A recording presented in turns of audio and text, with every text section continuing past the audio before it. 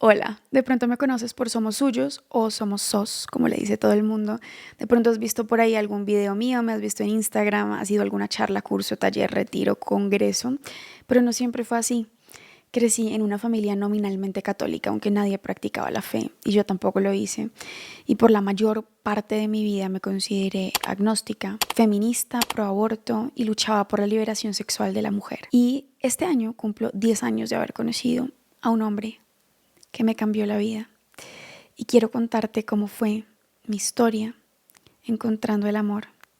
Yo soy María Paula Aldana y esto es Somos Suyos.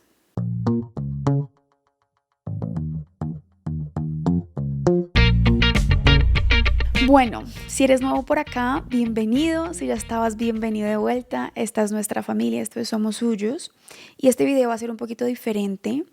Usualmente tenemos videos sobre meditación, meditamos sobre algún tema, o de formación sobre otros temas. Pero desde hace mucho tiempo, ustedes, mi comunidad, me había estado pidiendo el video, el famoso video sobre mi testimonio de conversión. Ya yo había grabado uno previamente, parte uno y parte 2, que los encuentran también en Instagram, en los lives o aquí en la sección de lives que hemos subido de los viejitos. Sí son bastante largos porque me tomé el tiempo de contarles cada detalle y ustedes saben que yo hablo hasta por los codos, entonces quería sacarles un nuevo video contándoles un poco cómo fue ese encuentro con el Señor y un poco qué es lo que Él ha hecho en mi vida. Intentaré mantenerlo al grano, contarles las cosas más importantes, que puedan escucharse este videito o el audio yendo de camino, en el carro, cocinando, mientras hacen otras cositas y lo puedan llevar también a su oración. Y quisiera empezar como cuestionándome este tema de la conversión, porque creo que usualmente esto del testimonio no se cuenta. Yo no creo en que el testimonio es un cuentico que yo le echo a la gente o que yo relato estas historias de superación personal, de uy, yo antes era esta persona horrible, engreída, grosera, ignorante, y ahora que conocí a Dios soy esta nueva criatura y demás. Y creo que hay un problema con eso.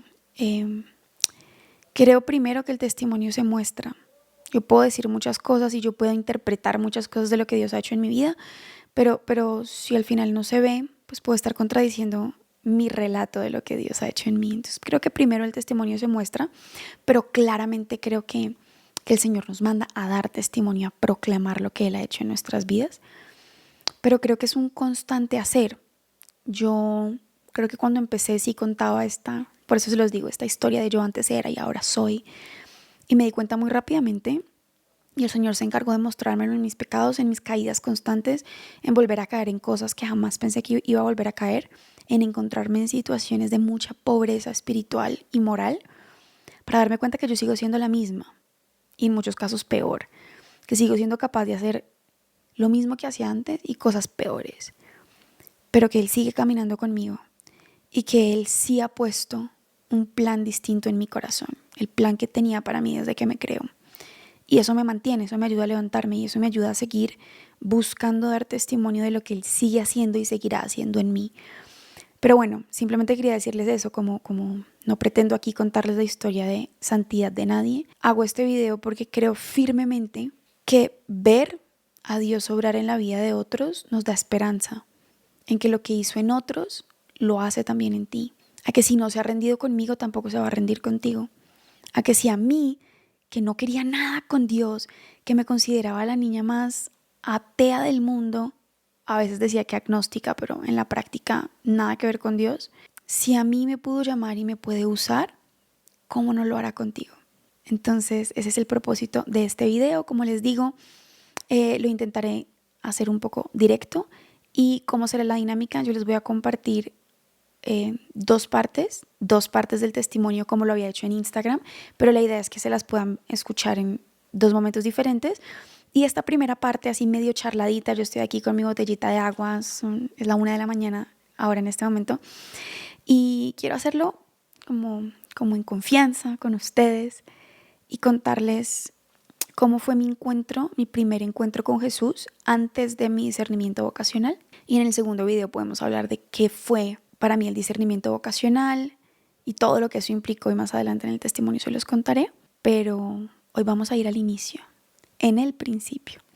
En el principio de mi vida y no hice ningún esquema, no tengo nada planeado, pero creo que ahora después de tanto tiempo, y pues no es tanto tiempo, apenas son 10 años, pero creo que tengo una mirada distinta a lo que antes les compartía, que fue mi encuentro con Dios. Entonces quiero hacerlo sencillamente y para gloria suya. Quiero contarle al mundo lo que tú has hecho conmigo, Jesús. Bueno, sin más preámbulo, empecemos. Yo nací en el seno de un matrimonio muy nuevo. Creo que cosas importantes que yo puedo reconocer en mi historia es que mis papás eran muy jóvenes y muy inexpertos cuando me tuvieron a mí. Tengo de nuevo permiso de mis padres para contar esto. Mis papás tenían muy poco tiempo de novios cuando quedaron embarazados de mí. Y creo que una de las cosas que a mí más me marcó, y hasta ahorita trabajando en sanación de heridas emocionales lo puedo reconocer, y es esa primera herida de rechazo, ¿no? De no ser deseado. Y pues mi mamá era una niña, tenía 22 años, mi papá tenía 24, eran novios de nuevo, llevaban muy poco tiempo juntos y mi mamá consideró no tenerme. Mi papá le dijo, lo que tú quieras, si tú la quieres tener, lo tenemos, no sabían yo qué era, y si lo quieres abortar, abortamos. Y mi mamá dijo, quiero abortar. Obviamente fue educada en la fe, pero ella no practicaba, por así decirlo, la fe. Sus papás sí eran muy creyentes, mis abuelos, tengo una abuela muy, muy católica y la iban a matar, por así decirlo. O sea, quedó embarazada muy joven, no había terminado la universidad, ya estaba a punto de terminar, cómo se le ocurre y demás. Mi mamá hizo cita en una clínica de abortos y el día que me iba a abortar estaba como en la sala de espera y ella dice, no sé qué fue Dios, pero yo dije, yo no le puedo hacer esto a mi bebé. Y se paró y salió corriendo y se fue. Y gracias a Dios, yo hoy en día pienso en cuántos no tuvieron esa oportunidad, cuántas mamás por muchos motivos se ven empujadas a tomar otra decisión, pero pues esa fue la que mi mamá tomó, de dejarme nacer, de respetar mi vida. Y creo que desde ahí yo puedo ver a Dios salvándome y rescatándome. Desde ahí puedo ver a un Dios que literalmente metió las manos por mí. Y mi papá igual lo aceptó con muchísimo amor. Se casaron, muy jóvenes también, y me tuvieron. Y luego nacieron mis dos hermanos. 4 años después nació mi hermano del medio, varón. Y luego 1 año después, sin esperarlo tampoco, pues nació mi hermano menor. Y nos llevamos 5 años, el chiquito y yo. Y pues eso somos 3. Y digamos que colombianos, por si queda alguna duda por el acento, colombianos los 5. Y esa fue mi familia. Crecí en la capital, nací en Bogotá, Colombia. Y muy rápidamente, a mis, creo que 9 años, nos fuimos a vivir a Barranquilla, que es otra ciudad del país, costera, y amé mi infancia ahí. Y no les voy a relatar cada episodio de mi infancia porque no viene el caso, pero lo que sí quisiera como resaltar es pues que en mi familia no se practicaba la fe. Mi papá no fue como criado en la fe. Mi papá tuvo una historia de crianza muy difícil. Mi papá se crió solo, literalmente solo, sin nadie. Y pues eso tiene ciertas implicaciones, ¿no? Y yo creo que lo que yo he podido reconocer en mi vida y en mi historia y todo lo que yo les voy a contar a continuación, yo lo puedo ver con mucha serenidad y con mucho amor hacia mis padres, porque puedo mirar atrás y ver que realmente mis papás hicieron lo mejor que pudieron con lo que tenían. Y aún en medio de no saber, aún en medio de literalmente estarse criando. O sea, yo hoy digo, pues no sé, yo a mis 22 años no tenía ni idea de nada, mucho menos para criar 3 seres humanos. No, pues, o sea, no. Y mis papás tenían mucho amor, se tenían mucho amor entre ellos, tenían muchas ganas de hacer las cosas bien, pero pues no tenían herramientas para hacerlo. Y por eso no culpo a mis papás de ninguna de mis heridas ni de nada de lo que me ocurrió, pero pues sí, creo que eso es muy importante cuando uno se reconcilia con la historia, es poder ver que así como yo tengo heridas, pues mis papás cada uno también las tenía. Y desafortunadamente el corazón que no sana hiere, el corazón herido termina hiriendo. Y eso fue lo que yo creo que a mí me ocurrió. Desde muy niña yo mostré grandes signos de liderazgo, era líder desde muy pequeña, influenciaba a otros, yo no era tan fácilmente influenciable, sino que influenciaba a otros, muy llevada de mi parecer, muy terca, dominante incluso, y muy inteligente. Eso decían, me iba muy bien en el colegio desde muy niña, ganaba todos los, no sé, concursos de todo lo que hubiese, era muy competitiva, me encantaba bailar, el deporte nunca realmente fue lo mío, por ahí no era lo que me atraía, pero sí lo intelectual, me encantaba leer desde muy chiquita. En mi familia también, y debo decirlo, había como una línea bastante fuerte de tendencia a la adicción. a distintos tipos de adicciones, como que en distintos miembros de mis antepasados, mis ancestros y de mi línea familiar han habido bastantes adicciones, sobre todo el licor. El alcoholismo ha sido bastante fuerte en una de mis líneas familiares, entonces pues era muy proclive al vicio. Y precisamente como me iba bien, y les voy a dar un contexto también, mis papás quedaron embarazados muy rápido de mis hermanos, entonces no lo esperaban. Y yo siempre fui la niña muy madura para su edad. Y hoy en psicología sabemos eso qué significa. Niños que por una u otra razón se sienten obligados a autorregularse solos, a no mostrarse vulnerables ante otros, a tener el control siempre, en toda circunstancia, porque sienten que todo depende de ellos. Yo era esa niña. Entonces, siempre me veían como muy madura para mi edad, yo siempre estaba entre adultos, siempre tenían conversaciones muy adultas delante mío, siempre me ponían responsabilidades de adulto, frente a mis hermanos, frente a mis padres, frente a la casa, ¿no? Y yo crecí como con esa percepción de que, pues mis papás no tenían el control de muchas cosas, en su relación, en su temperamento, en relación a mis hermanos, y que me tocaba a mí tener el control de ellos, el control de mis hermanos, el control sobre mí misma. Yo no me permitía llorar delante de otros a medida que iba creciendo o perder como el control. Y volviendo al contexto que les decía, mis padres, mi mamá tiene una hermana, su hermana mayor, que fue la que prácticamente la educó a ella o la crió a ella, que es mi tía, como mi segunda mamá. Y mi tía solo tuvo varones. Entonces yo era como su hija y mi mamá, mis papás, me dejaron como al cuidado de ella por mucho tiempo. Yo pasaba todas mis vacaciones con ella desde que soy bebé, es mi madrina de bautismo también y su esposo también es mi padrino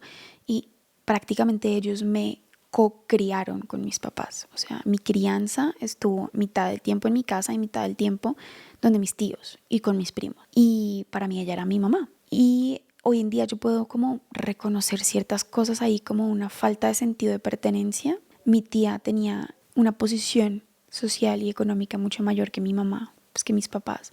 Entonces yo, donde mi tía tenía lujos que en mi casa no tenía, tenía oportunidades que en mi casa no tenía, estaba en círculos sociales que mis papás no se podían permitir, pero ahí sí. Entonces yo sentía que lo que mis papás no me podían dar, de cierta manera me lo daba mi tía, pero yo en ese círculo no pertenecía y en mi familia sentía que debía pertenecer al círculo de mi tía. ¿Se entiende? Era como un dilema interior un poco raro.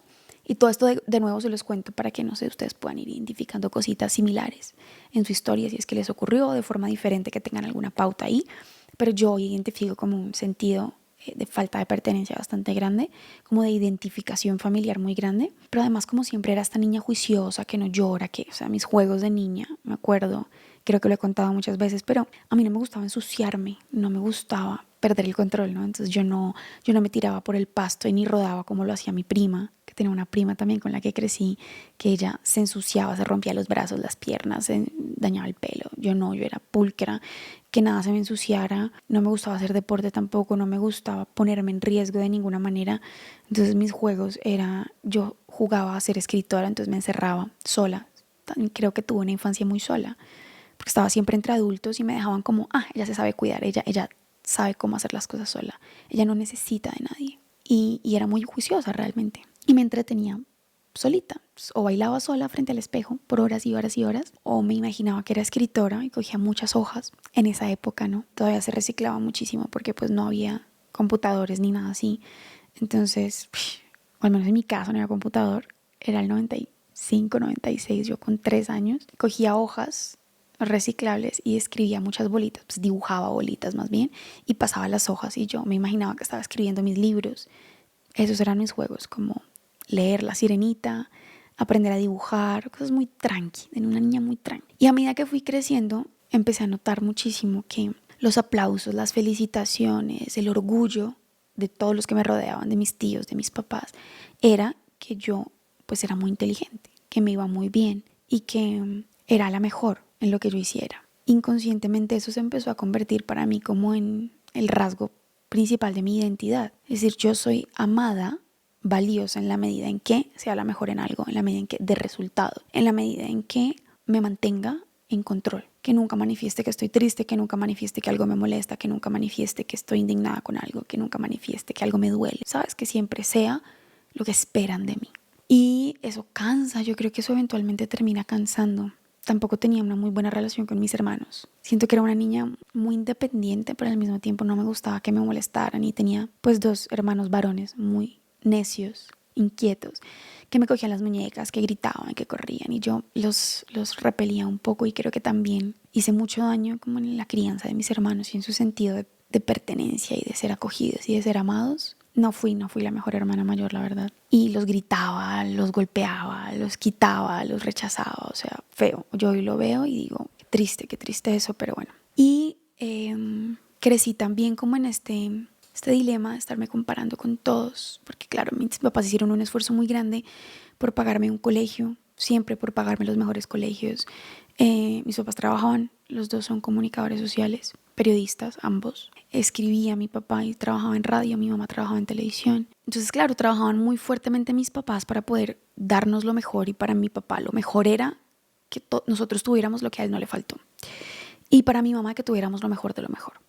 Entonces, claro, hacían un esfuerzo enorme para poder pagarme los mejores colegios y hoy doy gracias a Dios por eso, porque mi formación fue lo mejor que pudo haber sido gracias a eso. Pero obviamente yo estudiaba en colegios en donde yo no era parte del círculo social desde muy niña.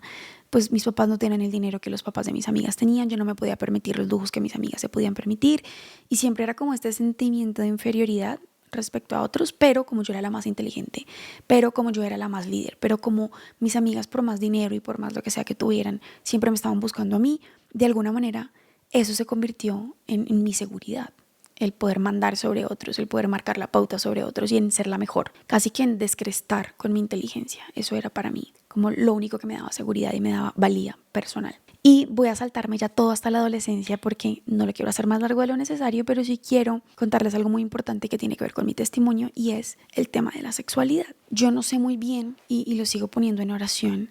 Mi primer encuentro con la pornografía fue a los 7 años. Creo que tuve ciertas exposiciones a cosas sexuales antes en distintos lugares y con distintas personas, pero recuerdo muy vívidamente al menos mis 7 años en donde voluntariamente saqué de algún lugar donde yo había visto un VHS, ¿saben? Como esos cassettes viejos de VHS que se ponían. Era un video de Kama Sutra. Me habían dejado al cuidado de alguien y dejaron mal parqueado un video y yo con mi perspicacia demasiado peligrosa para mi edad me escondí en un cuarto y lo puse. Y creo que ahí hay un antes y un después para mi vida, 100%. Y hoy en día lo podemos saber todo lo que experiencias de hipersexualización causan en el proceso cognitivo de los menores, pero pues yo no tenía a nadie ni que me hubiese hablado de sexo antes, ni que me explicara qué significaba eso, ni que me ayudara a entender qué era lo que le estaba pasando a mi cuerpo y por qué estaba reaccionando ante estas escenas, pero pues ocurrió y se abre toda esta puerta de la experiencia sexual en mi vida y les voy a ahorrar detalles innecesarios, pero empecé a tener prácticas sexuales desde muy chiquita, sobre todo conmigo misma. Y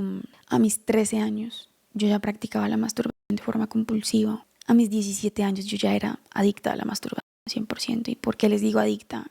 Una cosa te lleva a la otra, ¿no? No solo empecé a practicar la masturbación porque además, claro, yo había visto esto, a lo que mi cuerpo reaccionaba, pero luego, pues creciendo y ya en mi preadolescencia, escuchaba, recuerdo muchísimo en televisión, entrevistaban a una sexóloga en un programa en la mañana. O sea, yo mientras me alistaba para ir al colegio, había un programa de esos de morning shows que en Colombia se llamaba Muy Buenos Días y entrevistaban siempre a una sexóloga que decía que la masturbación era buena para el desarrollo de la personalidad de los niños y para que se conocieran, autoconocimiento y amor propio y demás. Y yo empecé a buscar técnicas para lograr hacerlo mejor y pues una cosa te lleva a la otra, como les decía, y de ahí salté muy rápidamente a la pornografía y todo lo que yo buscaba, es decir, mis cantantes favoritas no eran las mejores modelos a seguir en comportamiento.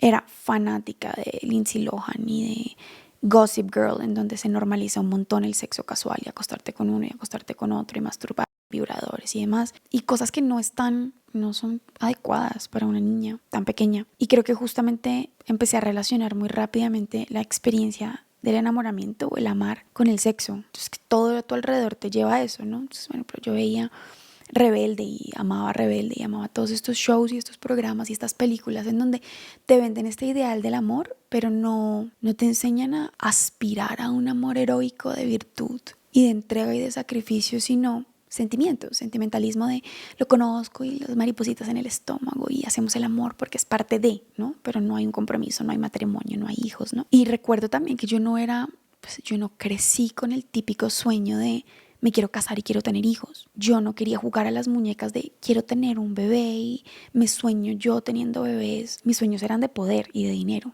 Precisamente creo que por el contexto en el que me movía y cómo había crecido, como con ciertas carencias y de seguridades, eso era lo que yo buscaba. Ser la mejor, ser la más inteligente, ser famosa, ser poderosa, hacer un montón de cosas. Y recuerdo, esta anécdota a mí me parece muy bonita. A mis 4 años, mi papá me llevó a ver Hércules, la película de Disney, que salió en el 98, yo tenía 4 años. Y me acuerdo exactamente de la sala de cine y de todo lo que había alrededor y de las imágenes de Hércules. Y esto se los voy a explicar más adelante, pero a mí esa película me marcó muchísimo, a mis 4 años. Este ideal romántico del hombre que muere por ti, y mi papá decía que era muy extraño ver una niña que suspiraba como yo suspiraba en esa película y que la gente alrededor me miraba y se reía porque yo lloraba, o sea, yo lloré toda la película, pero era como este llanto infantil, como de adulta, si se puede decir así, como suspiraba y agarraba a mi papá como esto qué es esta maravilla que yo estoy viendo, y se acabó la película y yo empecé a llorar porque yo quería que la pusieran otra vez y yo no me quería ir y mis papás me tuvieron que comprar el pocillo de Hércules, el colchón de Hércules, los vasos de café de Hércules, todo era de Hércules, ¿no? Y yo creo que ahí había como un germen de esta bondad y de este anhelo de un amor más grande y de un amor sacrificial y de un amor que se entrega por el otro, pero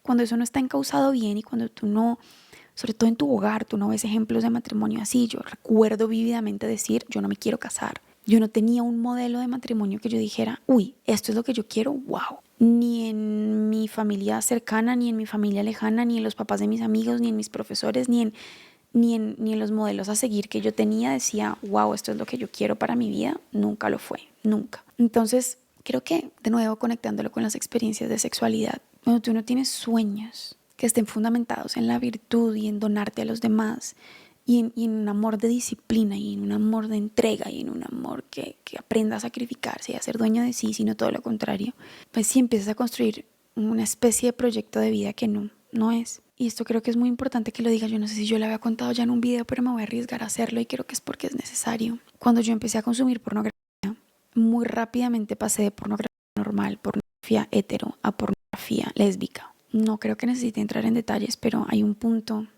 en el sistema de recompensa de nuestro cerebro en donde con el mismo estímulo tú no obtienes el mismo grado de gratificación y te va a pedir mayor estímulo, mayor frecuencia, mayor intensidad. Y exactamente eso pasa con el consumo de pornografía, como con cualquier otro tipo de adicción. El cerebro literalmente te va a empezar a pedir más. Y para mí entrar en todo este mundo lésbico fue bastante fuerte porque aunque yo nunca me enamoré de una mujer, yo nunca tuve una relación afectiva con una mujer. Yo no veo a las mujeres y me gustan y me atraen sexualmente, sí. Yo decía, yo algún día quiero acostarme con una mujer y algún día, wow, esto para mí era lo mejor, ¿no? Como que el hombre no es capaz de darte lo que un vibrador o lo que una mujer te puede dar. Era lo que yo pensaba. Y obviamente me estoy saltando un montón de cosas, pero pues cuando les decía que la masturbación para mí se convirtió en adictiva es porque yo llegué a un punto en mi adolescencia, sobre todo a mis 16, 17 años, hasta los 18, en que yo me masturbaba 7, 8 veces en un día, en que en el colegio lo hacía. Me iba para el baño y lo hacía, o en la biblioteca, si no había nadie, lo hacía. Y me parecía súper chévere, ¿no? Como la liberación de la mujer. Y claro, ya más grande, obviamente, yo empecé a leer autores que tienen ideas complicadas. Autoras, me encantaban las novelas de época. Jane Austen fue mi compañera de adolescencia 100%. Y no, ella no es mala y no tiene ideas complicadas. Simplemente era la forma en cómo yo lo interpretaba todo, como la mujer oprimida por el hombre. Y claro, todas esas historias que escribía Jane Austen en una época, en 1800, en el siglo XVIII, en donde las mujeres no podían escribir, las mujeres no podían publicar a nombre propio, las mujeres no podían ganar con sus publicaciones literarias. Entonces yo siempre como que veía esta opresión del varón frente a la mujer y me indignaba profundamente.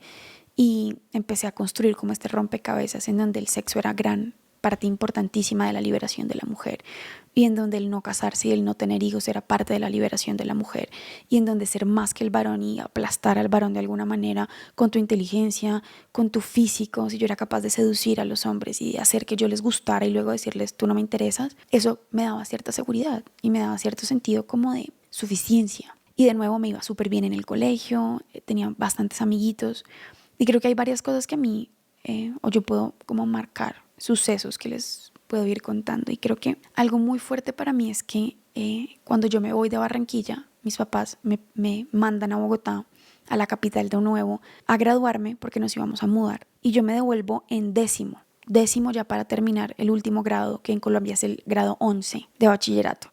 Y yo me devuelvo y era otra dinámica, o sea, Barranquilla en ese momento era todavía muy pequeña, una ciudad tipo más pueblo, por así decirlo, en esa época.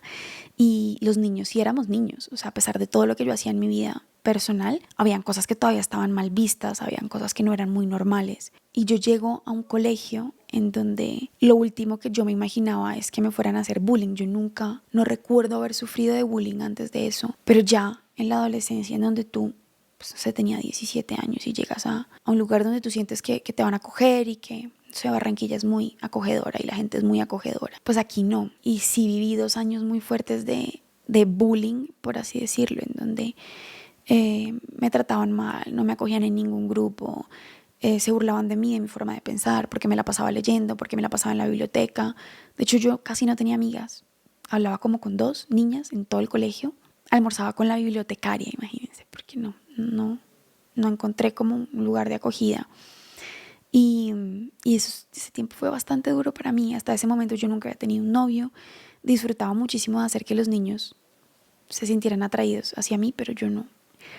Y en ese momento, el que era mi mejor amigo por mucho tiempo en Barranquilla se vino a vivir a Bogotá. Empezamos a hablar un montón y algo que era muy bonito, una amistad, se convirtió en un amor. Y nos enamoramos, así como hagan de cuenta el Titanic. Yo siempre digo que uno ve esa película y dice como "Oh, no hay un amor así de grande y de profundo en que tú, mejor dicho, te quieras morir de amor por el otro". Pues yo me enamoré así y él también, y nos hicimos novios. Fui mi primer novio, yo tenía 15 años.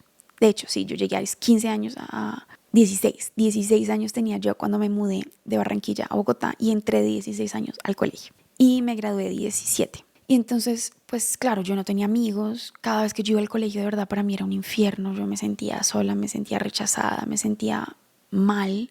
Y pues este hombre se convirtió, este niño, él tenía 17 años, se convirtió como en todo, ¿no? Él era mi primer amor, yo me desvivía por él, mis papás lo querían, él se la pasaba en mi casa y obviamente para mí lo sexual estaba muy relacionado al amor, entonces teníamos encuentros sexuales, por así decirlo. Y pues tú lo das todo, ¿no? O sea, yo como mujer le di todo lo que yo creía que era lo más valioso que tenía, todo. Hasta el momento yo no había tenido relaciones sexuales con nadie y en todo este tiempo que yo estuve en esta relación con esta persona, pues sí creo que le di todo y desafortunadamente yo no sabía amar, como que no tenía una idea muy clara de lo que era el amor. Entonces imagínense, yo súper enamorada e igual borracha, alicorada un día me metí con alguien más, o sea, le fui infiel. Y para mí no tiene nada de malo. Yo era como, pero si yo te amo a ti, ¿qué tiene que yo haya tenido algo sexual o me haya dado besos con alguien si el que yo quiero es a ti? O sea, para mí eso no, imagínense, no tenía nada que ver. Y de nuevo, y ahí hago otro pequeño paréntesis, ya en ese punto yo con 16 años ya bebía considerablemente. Mi primera borrachera fue a los 13 años y yo, de ahí para adelante el licor se convirtió como en algo bastante importante en mi vida. Y un día yo me acuerdo de la nada, o sea, tú das de cuenta, estaba súper bien, súper enamorada de este hombre, doy la vida por ti, mejor dicho, todo. Y un día me llama y me dice, mira, ¿sabes qué? Es que me enamoré de alguien más. Y de hecho, ya soy su novio. Pues, estamos hablando de un niño de 17 años que también, pues es inmaduro. Tampoco él tenía una idea de matrimonio muy bonita. Su familia se había roto, él estaba solo. En fin, yo siempre digo esto, es como tener un bebé al que tú amas mucho y darle el diamante más caro del mundo, solo porque tú amas a este niño. Por más de que este bebé tú lo ames, él no va a saber cuidar un diamante. Se le va a romper, porque no sabe cómo, porque no tiene cómo. Y yo creo que cuando nos enamoramos, sobre todo sin que el cerebro esté desarrollado, La corteza prefrontal se desarrolla aproximadamente entre los 23 y 25 años de edad. Yo con 16 años ni tenía el cerebro desarrollado, pero ya le estaba entregando todo de mí a otra persona que pues no tiene cómo cuidarlo, no tiene cómo responder a eso, no es consciente ni siquiera de lo que implica que otra persona se entregue, ¿no? Y yo creo que eso fue lo que nos pasó. Y yo le di todo y este hombre pues se fue. O sea, yo un día tenía un novio y el otro día no tenía nada, imagínense. Entonces yo volví al colegio donde me hacían bullying, donde me sentía sola, sin amigos, sin nadie a mi alrededor. Y la persona en la que más había puesto todo mi corazón pues se fue. Y empecé como en un periodo así tóxico de autodestrucción mal. Yo decía, si yo le entregué a él todo lo más valioso de mí y él lo tiró a la basura, debe ser que yo no soy valiosa.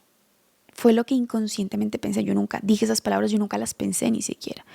Pero fue como una posición interior que inconscientemente yo asumí.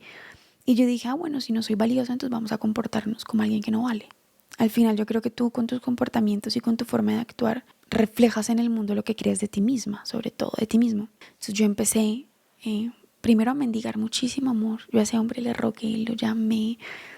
De hecho, yo creo que esto para mí es súper triste y súper doloroso de contarlo. Yo no había tenido relaciones sexuales con él. Yo tenía actos sexuales con él, pero digamos que sexo como tal no lo había tenido. Y me acuerdo que justo cuando terminamos yo intenté convencerlo con eso. O sea, para que él no me dejara, yo tuve relaciones sexuales con él. Y les cuento esto que es muy íntimo y lo hago en verdad porque llevo muchos años de oración y de discernimiento sobre qué contar y qué no, pero creo que esto es muy fuerte. Nosotros no somos conscientes del valor de la virginidad. La virginidad no es simplemente un tejido en el cuerpo de la mujer. La virginidad no se reduce al himen, ¿saben? La virginidad no se reduce a la penetración o la no penetración. Y aunque yo no era virgen enteramente en ese punto, porque mi mente no era virgen, mis sentimientos no eran vírgenes, por así decirlo, no entendía lo que era la pureza, pues digamos que la realidad de la virginidad, el no haberme entregado de esa manera a otro, pues sí estaba y es muy valiosa. Y yo recuerdo, esto era muy curioso, imagínense que yo no rezaba. Yo había hecho mi primera comunión, es porque curiosamente siempre estudié en colegios súper católicos. O sea, cuando les digo católicos es súper católicos hasta que llegué a Barranquilla. O sea, mi colegio en Bogotá era demasiado católico. En Barranquilla, el primer colegio en el que estudié, demasiado católico. Y luego buscando una mejor excelencia académica me pasaron a un colegio que no era religioso, no era confesional. Y de nuevo hice la primera comunión pues porque tocaba en el colegio, tocaba hacerla, pero yo no me quise confirmar. Ya cuando llegó el punto de confirmarme, yo dije, yo no creo en esto, o sea, me da igual, yo no quiero confirmarme. Pues yo no oraba, yo no iba a misa, yo no me confesaba, o sea, nula, nada que ver. Mi Dios era yo. Y eventualmente ponía de Dios o el dinero, o la compañía de un hombre, o la idea de amor que yo tenía, pero no tenía otro Dios. Y recuerdo que el día que yo perdí mi virginidad, primero pues yo no experimenté ningún tipo de placer. De hecho, en todo el tiempo y de ahí en adelante todas las relaciones sexuales que yo tuve, yo nunca experimenté placer físico, nunca. De pronto porque ya había acostumbrado a mi cerebro a experimentar placer con la masturbación y era muy difícil que a esa edad la experiencia sexual se pudiese comparar con lo que te da la masturbación, porque es muy inmediato, porque es muy rápido, porque es muy placentero, pero también es muy superficial. Entonces, al menos yo con hombres no sentía absolutamente nada. Pero sí tenía una gratificación emocional de decir, estoy haciendo algo que me libera, ¿no? La liberación sexual femenina y lo que tú quieras. Es lo chévere, es lo común, es lo que se hace. Yo realmente pensaba que eso es lo que se hacía. Tú te acuestas con la gente. Si quieres, te acuestas con la gente. Pero, pues digamos que no puedo esconder que al menos en este primer caso era si te entrego mi cuerpo me vas a amar. Y eso se empezó a convertir en un patrón en mi vida. Si te entrego mi cuerpo me vas a amar. Y yo no lo reconocía exteriormente. De hecho, yo creo que yo ni siquiera me lo reconocía a mí misma. Pero muy en el fondo yo tenía la esperanza de que al entregarle mi cuerpo a alguien y al hacer lo que quisieran en la cama, me iban a escoger. Y nunca pasó. Nunca los hombres con los que yo me acosté me escogieron. Pero volviendo de nuevo, perdón, me alargo, me extiendo al día que yo perdí mi virginidad. Además de que no experimenté ningún tipo de placer físico. Me sentí demasiado vacía. Y es que esto a mí nadie me puede decir que fue porque me adoctrinaron o crecí en la iglesia o crecí con un sentimiento de culpa. Yo no experimentaba culpa al masturbarme. Sentía que era algo privado y por eso lo escondía de mi familia. Sentía que ellos eran como de otra generación y no lo iban a entender. Pero yo culpa, como en un sentido moral, no sentía. Y el día que perdí mi virginidad, yo lo único que sentí fue una tristeza profunda. No en relación a él, porque en ese momento pues, o sea, acababa de ocurrir, acababa de perder la virginidad, de cuenta, acabamos de terminar y yo me levanté y me encerré en el baño y empecé a llorar. ¿Y saben quién fue la persona que se vino a mi mente? La Virgen María, que era una locura. O sea, yo sí había escuchado a la Virgen María creciendo, obviamente, en los colegios católicos. Y alguien a mí, no sé quién, de pronto fue mi mamá o de pronto fue mi tía, alguna vez me dijo que la Virgen era mi mamá. Entonces, yo no rezaba ni siquiera, yo no hablaba con la Virgen ni nada, pero es muy curioso que el día que yo perdí mi virginidad en ese baño llorando, yo decía, no entiendo por qué estoy llorando. O sea, no entiendo qué me pasa, parezco tonta. Esto no tiene nada de malo, yo ya había hecho cosas sexuales antes, penetración o no penetración, pues simplemente hice un paso más, pero yo pensaba era en la Virgen. Muy raramente yo intentaba quitarme ese pensamiento de la cabeza, como deja de ser tan boba, porque estás pensando en cosas religiosas, no tiene nada que ver con el sexo. Y yo sentía, y yo creo que hoy en día, esa tristeza que yo sentía era la misma que ella sentía también, de verme así, de verme perder algo que no era un signo de amor, no era un acto de entrega, de ver cómo yo perdía lo más valioso que Dios le ha dado a una mujer por mendigar el amor que no encontraba. Y hoy lo puedo ver así, antes no, claramente no lo veía así, yo no lo entendía, pero muy poco tiempo después de haber me acostado con este hombre, pues se volvió a ir, se volvió a enamorar de alguien más y volví a quedar en el mismo punto.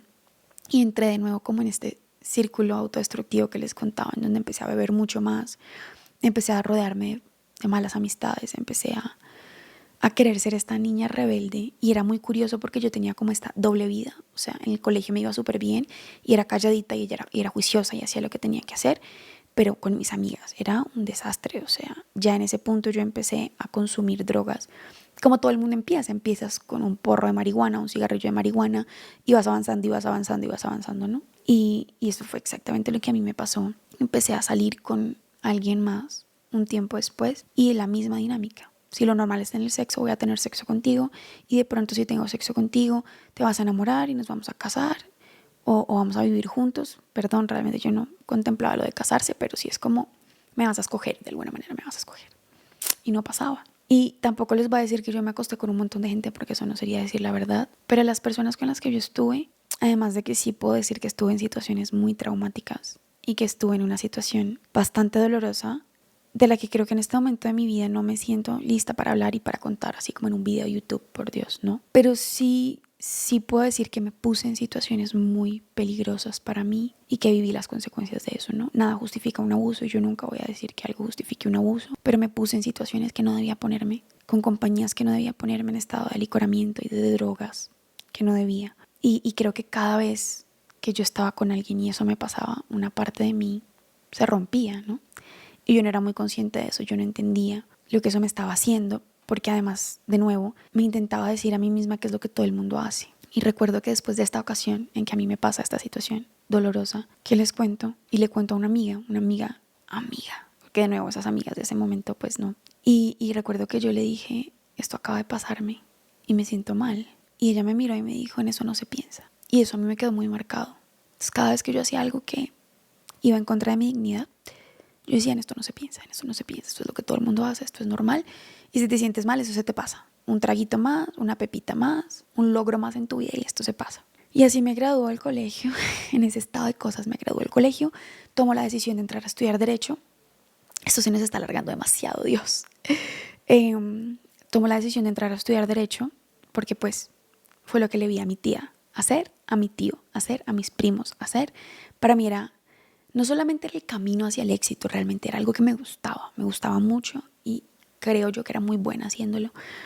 Entré a estudiar en la Universidad Javeriana, yo se los he contado ya antes, y mis papás eran javerianos, entonces estaban súper felices de que yo entrara a la universidad. Yo me acuerdo la cara de emoción de mi papá cuando recibí la carta de aceptación, porque además compañeras mías del colegio no pasaron a Derecho en la Javeriana y yo pasé.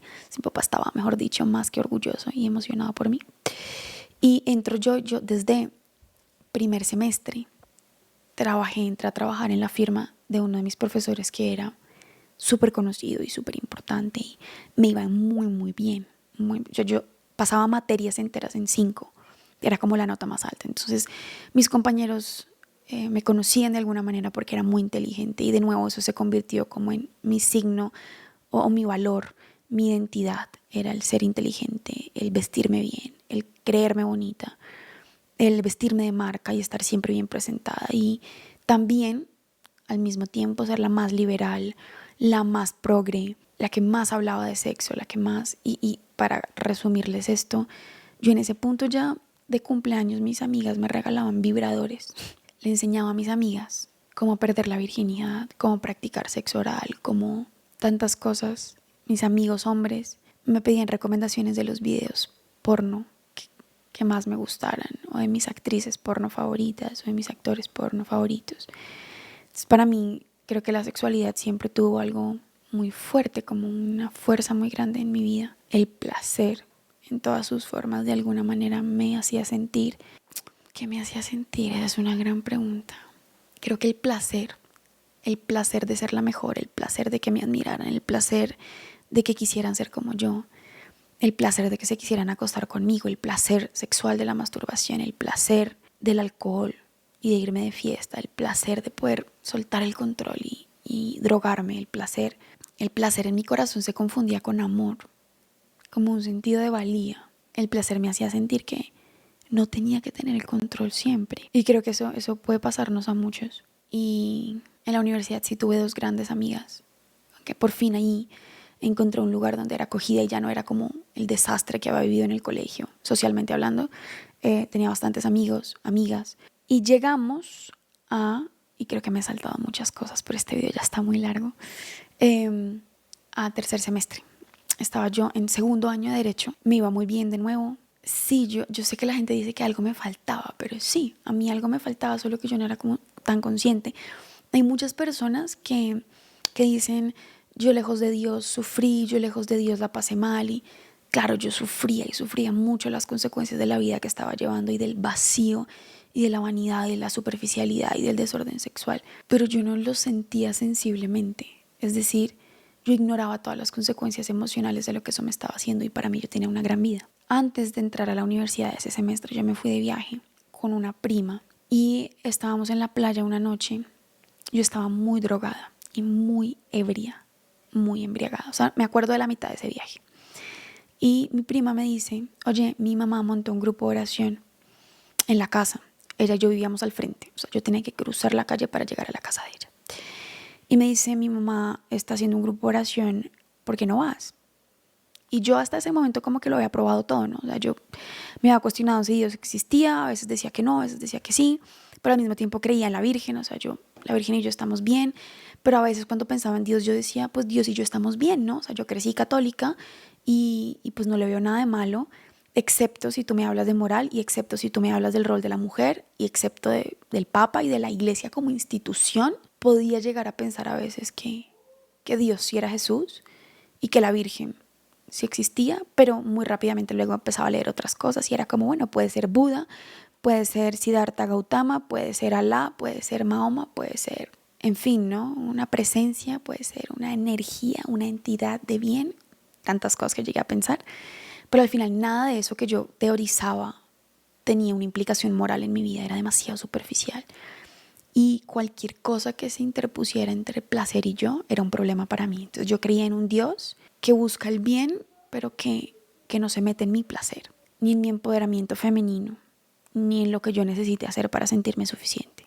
En ese Dios yo no creía, sí era súper atea en ese sentido. Y claramente con todas estas luchas feministas y pro aborto, para mí la iglesia como institución era lo más nefasto que puede existir. Para mí era una partida de ignorantes. Para mí la fe o la práctica religiosa de algún credo, especialmente el católico, era un signo de ignorancia. Yo decía, es pobre gente ignorante. En clase recuerdo una vez, siempre cuento esta historia, en Derecho Civil Personas estábamos hablando del naciturus y de la naturaleza del ser que está en el vientre. Y una niña, una compañera de clase, se levanta y dice, que era como un debate, una discusión, y ella dice que ahí sí hay una vida, que desde la concepción hay vida y que abortar es asesinato de una vida y que además es pecado y que la sexualidad humana debía vivirse según Dios y que usar condón era pecado. Y yo me paré después de ella y yo dije que era el colmo que dejaran entrar estudiantes así a la facultad, que era una ofensa tener que compartir el aula con gente tan ignorante. defendiendo obviamente el aborto y empecé a hablar un montón de cosas sobre la sexualidad que hoy en día me avergüenzan, pero era lo que yo defendía, ¿no? Y devolviendo este viaje, a esta playa en donde yo estaba más allá que acá, de lo drogada que estaba, mi prima me dice, pues mira que mi mamá hizo un grupo de oración en la casa, ¿por qué no vas? Y yo dije, ay, pues sí, o sea, Dios y yo estamos bien. O sea, si hay un Dios, yo estoy bien con ese Dios, porque yo no mato. O sea, era pro aborto, pero yo, según yo, no mataba. Le aconsejaba a mis amigas a abortar, pero según yo, no mataba a nadie. No robaba, según yo. No le hacía mal a nadie, creía yo. Y yo le dije, listo, vamos al grupo de oración. O sea, para mí era como una cosa más New Age, más de meditación. Obviamente para ese punto yo ya había hecho que me leyeran la carta varias veces, fui a que me leyeran el chocolate, leía el tarot, creía en los signos o todo eso. Y mi prima me dice, no, es que es los viernes en la noche. Y yo le dije, bebé, no hay chance. O sea, yo no me voy a ir a rezar un viernes por la noche, estás loca. Eso quedó ahí. Entro yo a la universidad. Tuve el mejor primer corte de todos hasta ese momento. De hecho, yo recuerdo como si fuera ayer que yo tomé clase, eso era creo que Derecho Constitucional 2. Yo quería ser constitucionalista o penalista. Eran las dos ramas del derecho que más me gustaban. Y acababa yo de salir de un examen de Derecho Constitucional que usualmente nadie pasaba. O sea, era muy difícil que la gente pasara ese examen. Con un profesor de Derecho que era muy difícil. Y yo me saqué 5.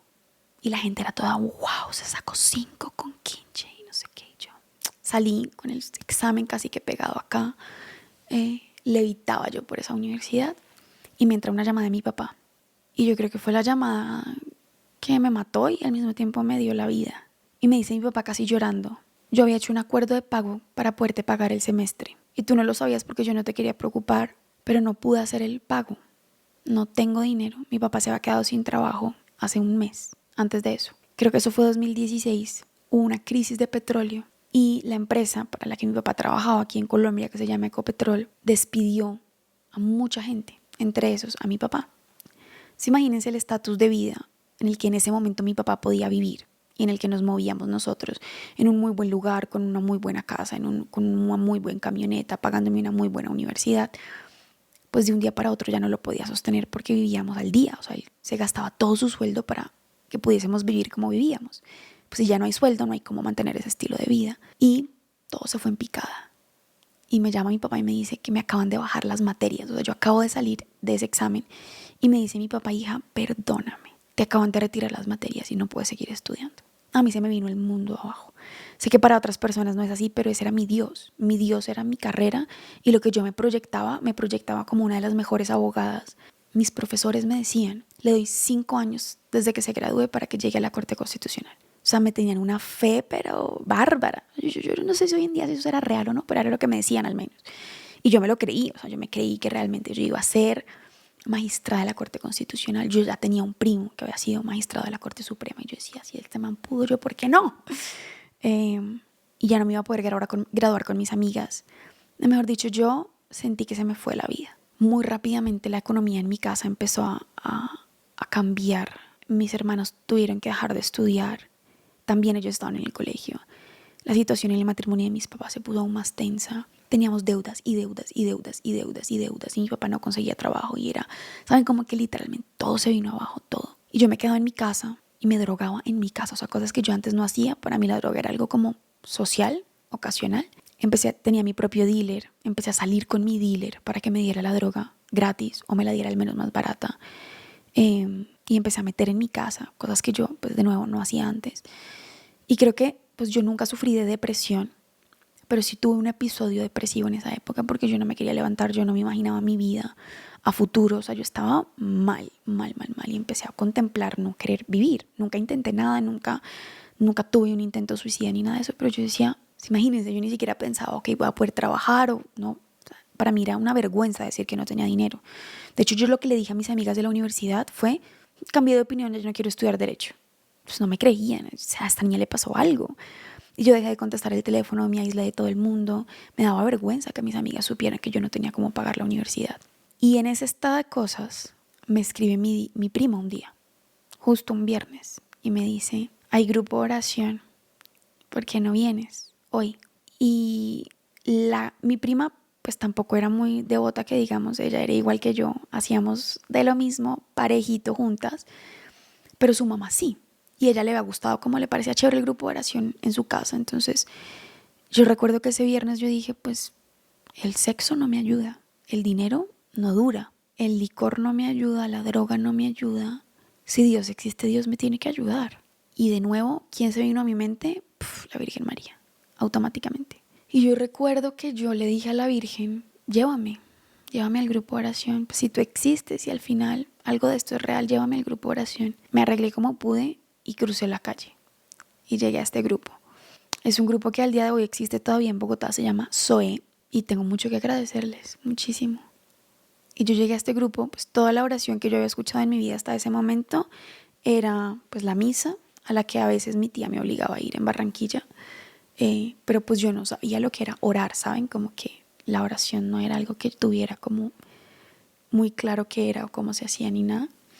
Pero fui a este grupo de oración y entro yo y habían velitas, como luces bonitas, estaba todo apagado, la gente estaba orando como si estuviera hablando con alguien, no como oraciones, como rezos, lo que yo pensaba que eran rezos en mi mente. Yo llego a este grupo, había mucha gente, de nuevo estaba oscuro, no se veía, y de la nada el líder del grupo se acerca a mí y me dice al oído, como si fuera Jesús.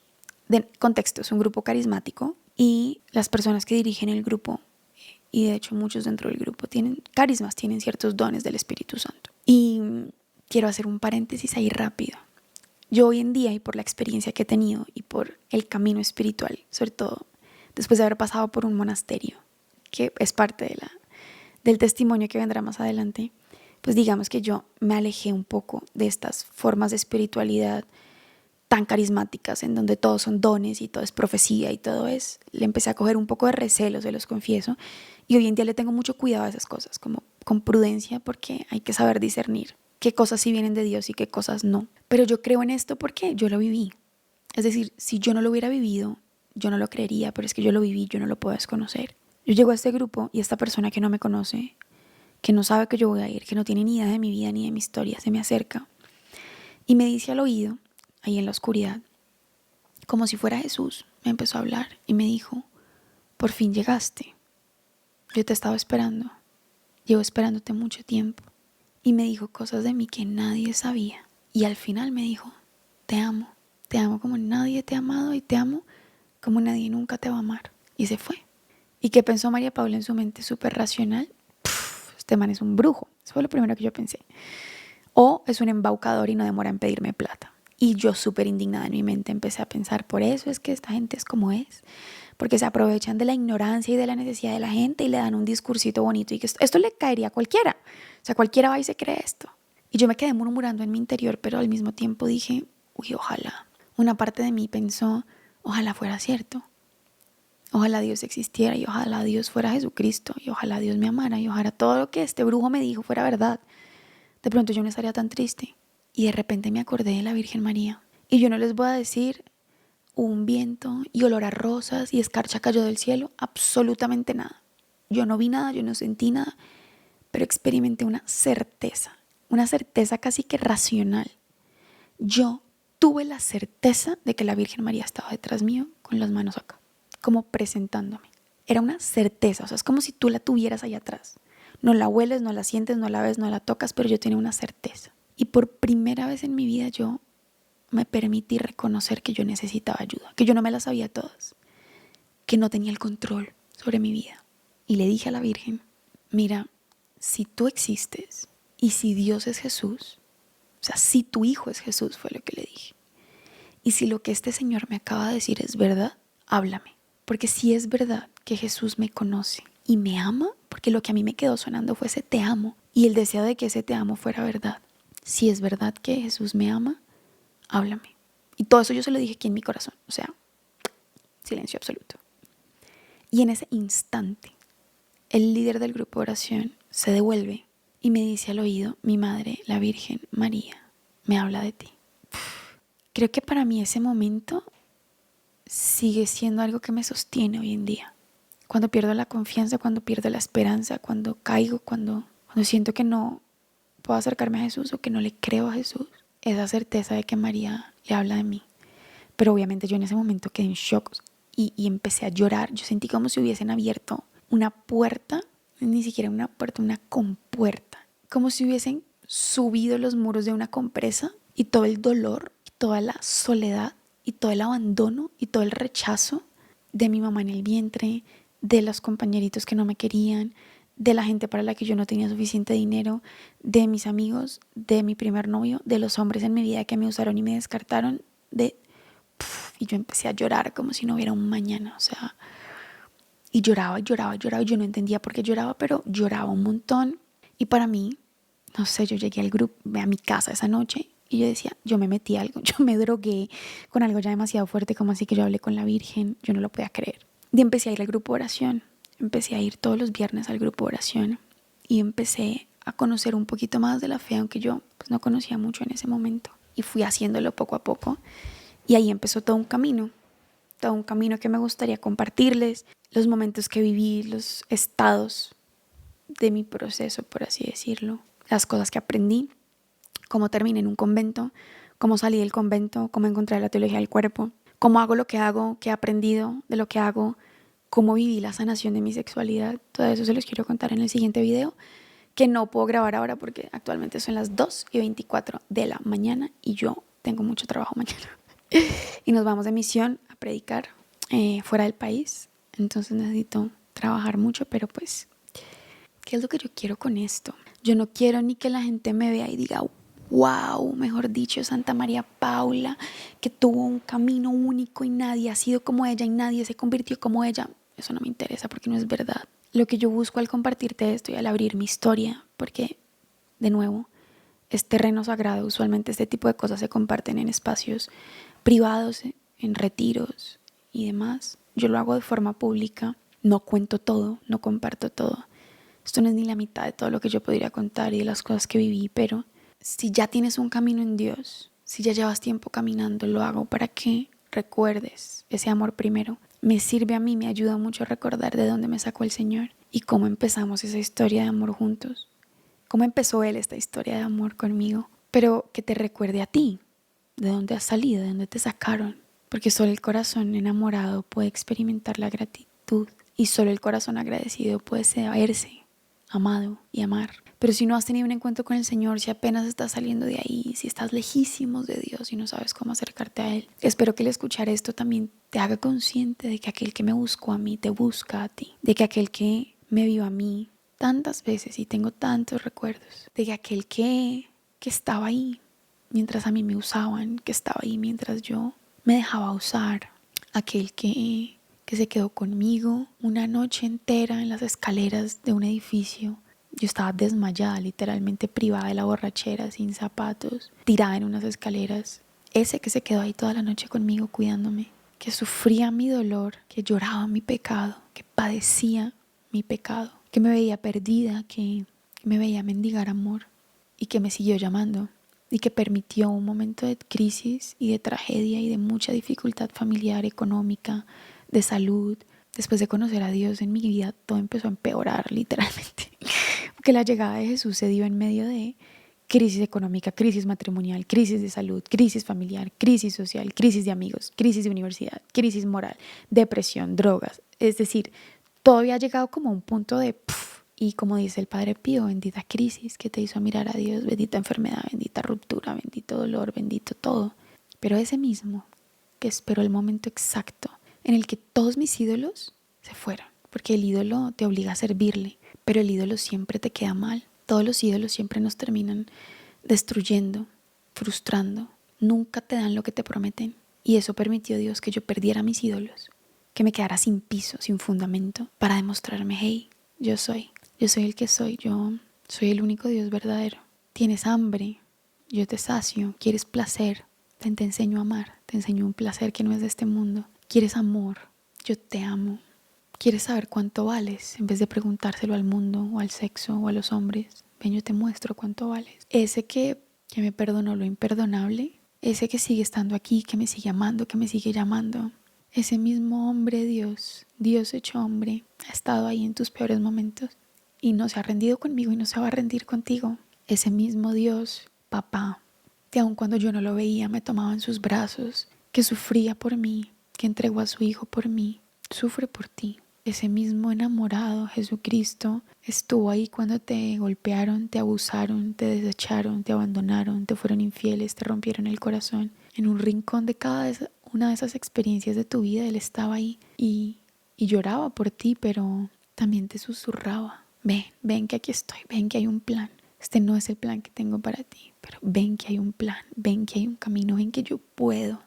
Y hombre, si lo hizo conmigo, ¿cómo no lo va a hacer contigo? ¿Sabes? Como que al final yo creo que poder compartir esas experiencias, y yo no te estoy viendo, yo no te estoy escuchando, yo no sé cuál es tu historia, pero creo firmemente que no es distinta a la mía. De pronto tú no has vivido las cosas duras, dolorosas, escandalosas que yo he vivido, pero te has sentido solo, te has sentido desechado, te has sentido abandonado, te has sentido rechazado, has sentido que no eres suficiente, has creado ídolos, te han roto el corazón, te has sentido defraudado por el mundo, por el placer, por el sexo, te sientes atado, esclavizado. Tú y yo no somos diferentes. Obviamente creo que eres mucho mejor y no todos han hecho todo lo que yo he hecho ni he vivido lo que yo he vivido, pero lo lindo es ver que la última palabra no la tiene ni tu historia ni la mía en el sentido del pecado, que la última palabra no la tienen los errores ni lo que nos hicieron ni lo que tú has hecho, y que aquel que empezó la obra en ti la va a terminar si le dejas, si le abres el corazón. Eso es lo que yo quiero con este video, simplemente mostrarte un poquito, abrirte una ventana de lo que un hombre, Dios, de lo que Dios encarnado, de lo que Dios humanado ha hecho en mí y quiere hacer contigo, porque está perdidamente enamorado de ti y de mí. Y la única forma de ser felices en esta tierra, la única manera de tener una vida plena y con sentido es responder a ese amor, es enloquecernos de amor también. Y de pronto escucharlo de alguien más te anima a decir también tú que sí, y a abrirle el corazón y a reconocer que necesitas ayuda y a reconocer que solo no puedes y a preguntarle si Él existe y si te ama, y luego a dejarlo todo y seguirlo. Espero que te haya servido, que te haya ayudado, que te lleve a analizar tu vida, tu historia, a pedirle que te demuestre que Él estaba presente en cada momento de tu vida, a analizar tu crianza, tus relaciones, tus amistades, los traumas, las situaciones que has vivido, y a encontrarlo a Él en cada momento y a seguirlo encontrando hoy. Y nos vemos en el próximo video. Y de nuevo, si esto te sirvió, si te ayudó, si crees que se lo puedes compartir a alguien, compártelo, dale like, comenta, suscríbete al canal, eso nos ayuda mucho también para poder llegar a más personas y que más personas puedan escuchar del amor de Dios. Y no se les olvide que recorriendo los pasos de nuestra historia y sobre todo estando dispuestos a recordar de dónde nos ha sacado el Señor, de dónde nos quiere sacar, somos suyos.